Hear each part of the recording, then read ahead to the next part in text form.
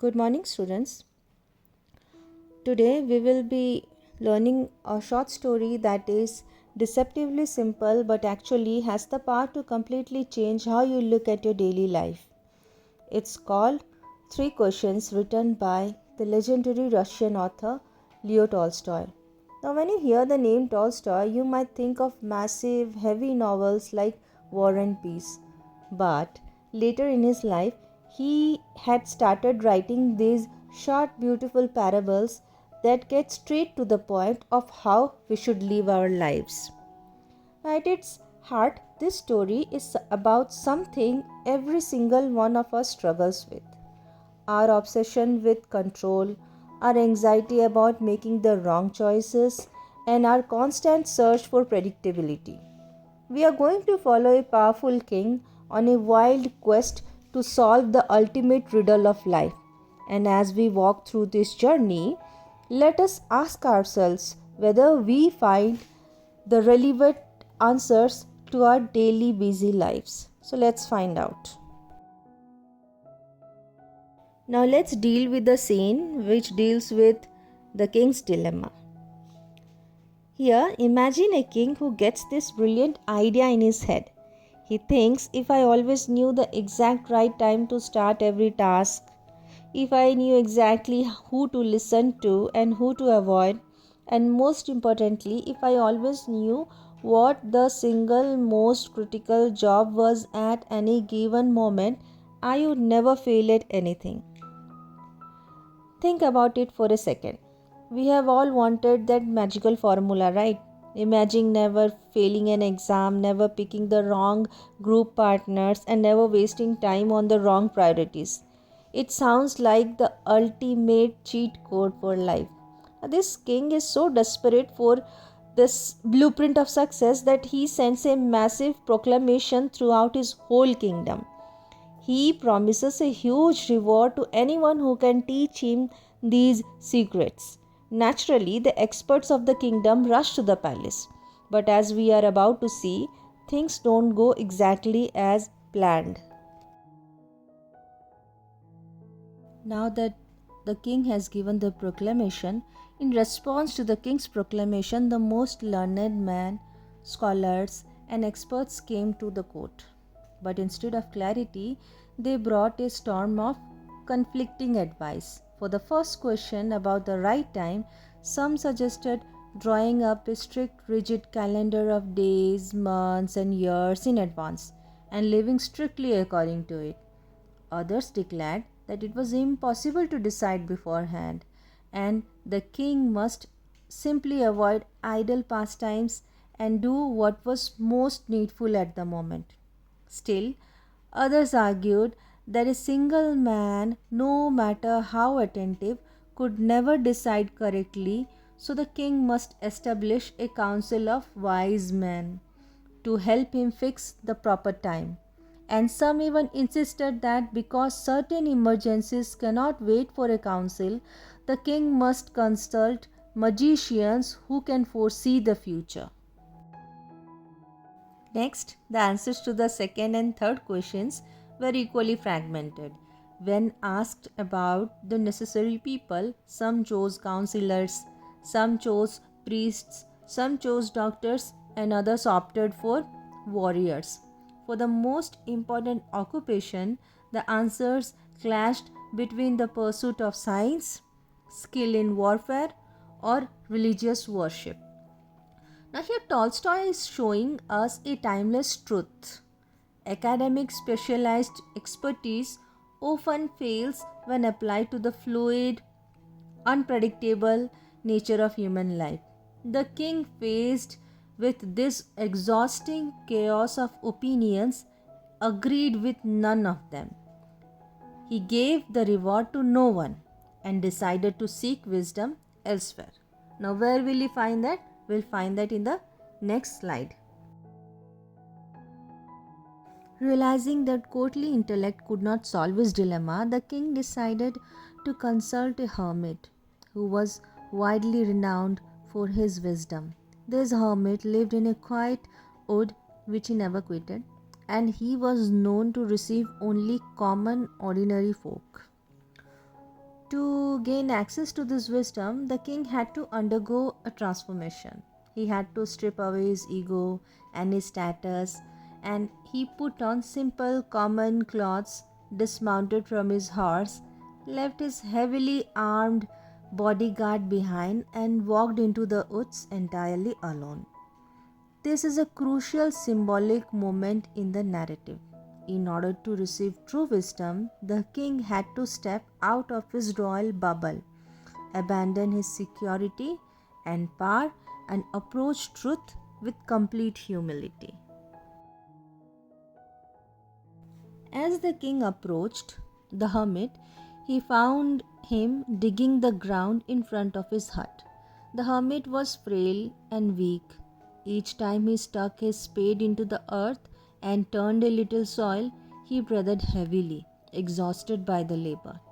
The king went up to him, stated his three questions, and waited for the answers. But the hermit listened in silence and answered nothing, spat on his hand, and simply resumed digging. Instead of getting angry or demanding answers, the king noticed the old man's exhaustion. He said, "You are tired? Let me take the spade and work a while for you." The hermit thanked him, handed over the spade, and sat down on the ground. Hour after hour passed. The king dug two complete garden beds, stopped, and repeated his questions again. Again the hermit gave no verbal answer, but stood up, stretched out his hand for the spade, and offered to let the king rest. But the king did not give him the spade. He continued to dig as the sun began to sink behind the trees. Here, Tolstoy introduces a vital theme: the philosophy of action. The king did not receive his answers in words. He was unknowingly living them through his physical labor and his compassion for a weak old man. Just as the king, as frustrated he got, was about to stick the spade into the ground and declare his departure, the hermit pointed towards the woods, and he says, "Here comes someone running. Let us see who it is." Out of the shadows of the forest stumbled a bearded man. His hands pressed tightly against his stomach, with blood flowing freely from a massive wound. He reached the king and collapsed, fainting and moaning feebly on the grass. Instantly, the intellectual quest of the king is replaced by an urgent human crisis. There is no time to consult a council or wait for a perfect moment here. The king and the hermit unfasten the man's clothing. The king washes the wounds as best he could, bandaging it with his own royal handkerchief and the hermit's towel.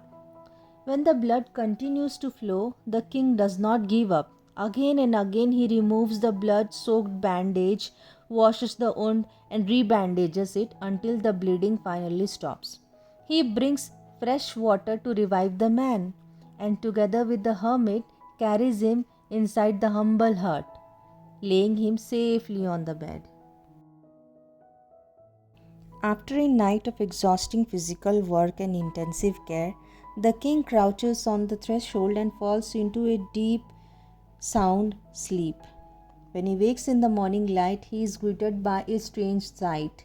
The bearded man on the bed is gazing at him intently and says in a weak voice, "Forgive me." The king is confused. "I do not know you and have nothing to forgive you for." But the man reveals his shocking truth. "You do not know me, but I know you. I am that enemy of yours who swore to revenge himself on you, because you executed my brother and seized his property. I knew you had gone alone to see the hermit, and I resolved to kill you on your way back. But the day passed, and you did not return. So I came out from my ambush to find you, and I came upon your bodyguard. They recognized me and wounded me. I escaped from them, but I should have bled to death had you not dressed my wound. I wished to kill you, but you had saved my life." So we observe a beautiful twist of fate here.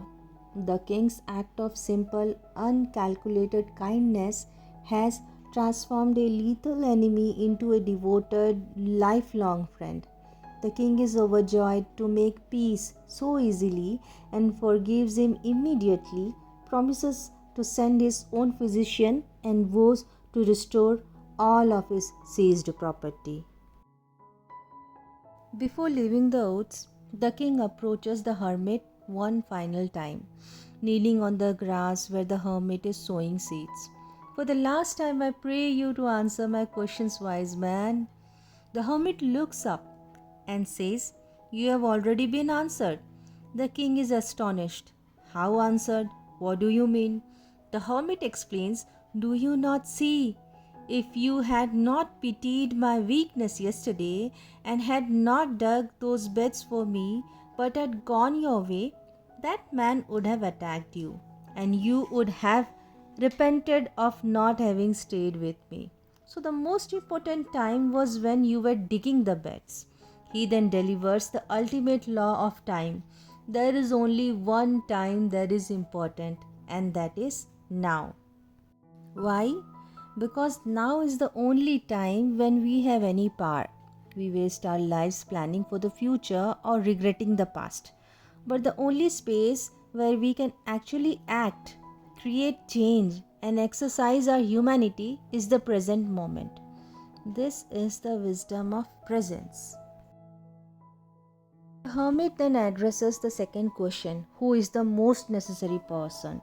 He reminds the king, "When you were digging, I was the most important man. Afterwards, when the wounded man ran to us, the most important person was he. For if you had not bound up his wounds, he would have died without having made peace with you." From this, we receive the second great truth: the most necessary person is he with whom you are. In our hyper-connected, distracted world, we are often physically present but mentally miles away. Tolstoy reminds us that the most important person in the world is not some distant leader, a future contact, or an online profile. It is the human being standing directly in front of you at this very moment, at this very second. True leadership and true connection requires your undivided attention to the person right there with you, because no one knows whether they will ever have dealings with anyone else. Finally, the hermit answers the third question: what is the most important affair or occupation? He states, "When you were digging, to do me good was your most important business. And when the wounded man arrived, what you did for him was your most important business." This leads us to the third and final revelation. The most important affair is to do good to the person you are with, because for that purpose alone was man sent into this life. This is the ultimate cornerstone of Tolstoy's late philosophy. Life is not about scientific dominance, military glory, or rigid religious rituals. It is about practical, active benevolence. The purpose of our existence is to bring goodness and relief to the lives we intersect with daily. It is a deceptively simple answer that completely redefines success from personal gain to communal care. As we conclude our lecture today, let us reflect on the shift the king had experienced. He began his quest looking for an intellectual, analytical system to guarantee success and avoid failure. But he found his answers not in a textbook, or a council of experts, or a magician's prophecy. He found them by living them, by lowering his guard, practicing manual labor, nursing a dying stranger, and forgiving a bitter enemy. He discovered that life's greatest questions are answered through presence, empathy, and compassionate action. As you step away from this lecture today, take these three questions with you in your own lives. Remember that the right time to act is always now. The most important person is the one right next to you, and your primary job is to do them good. Thank you for joining me. I look forward to our next discussion on the masterpieces of world literature. Take care and have a good day.